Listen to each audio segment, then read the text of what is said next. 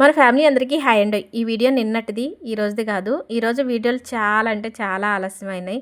ఎందుకంటే ఈరోజు చాలా పెద్ద పని పెట్టుకున్నాము. ఎదురు షాప్ ఉంది కదా, షాప్ అంతా శుభ్రం చేస్తున్నాం. అందుకే ఈ టైం అయింది. ఈరోజు పత్తి చేలో పత్తి తీయటం స్టార్ట్ చేశారండి. పత్తి ఎప్పుడు తీసుకొచ్చినా ఇంటికి తీసుకొచ్చిన తర్వాత పత్తిని షాప్లో పెట్టేస్తాం అమ్మే వరకు. మరి ఇక షాప్లో పెట్టాలంటే షాప్ అంతా గందరగోళంగా ఉంది. అంతా కూడా ఒక పక్కకు చదిరేసి శుభ్రం చేసేసరికి ఈ టైం అయింది. ఇక ఈ వీడియో నిన్నటిదన్నాను కదా, నిన్న పత్తి చేలో పత్తి తీయత అవుతుందా కాదా అని చూడడానికి బయలుదేరామండి. అంటే మొన్నటి వరకు వర్షాలే పడ్డాయి కదా, మరి తీయడానికి మంచిగా ఉంటుందా లేదా అని మేము బయలుదేరాము.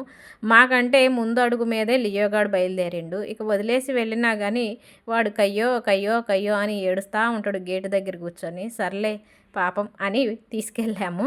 ఇక వాడి కోసం టవల్ వేసాము కదా, ఎందుకు వేసామంటే వచ్చేటప్పుడు జాగ్రత్త కోసం అండి. ఇక వెళ్ళి మేము పత్తి చేలో పత్తి మంచిగా ఉందా లేదా తీద్దామని చూస్తుంటే వాడు మేము చేసే పనికి అడ్డు వస్తుండు. సర్లే నువ్వే తీయరా నాయన అంటే ఇదిగోండి పత్తి తీస్తున్నాడు చూడండి. ఇక వచ్చేటప్పుడు టవల్ తీసుకొస్తున్నాం జాగ్రత్త కోసం అని చెప్పాను కదా, వీడి గురించేనండి. వచ్చేటప్పుడు మల్లెపూలా ఉన్నాడా, ఇంటికి వెళ్ళేటప్పుడు మసిబొగ్గు అవుతుడు. చేలోకి వస్తే చాలు నీళ్ళు ఎక్కడున్నాయా బురద ఎక్కడుందా అని చూసుకొని మరీ ఆడుతుంటాడు. మరి వెళ్ళేటప్పుడు బండి మీద కూర్చోబెట్టుకున్నాం అనుకోండి, ఈ బురద అంతా వారి షర్ట్కి యాడ అంటుతుందో అని ముందు జాగ్రత్త కోసం టవల్ తెచ్చారు. తెలుసు వీడు ఎక్కడికి వస్తే ఇలా తయారవుతుందని తెలిసే టవల్ తీసుకొచ్చారు.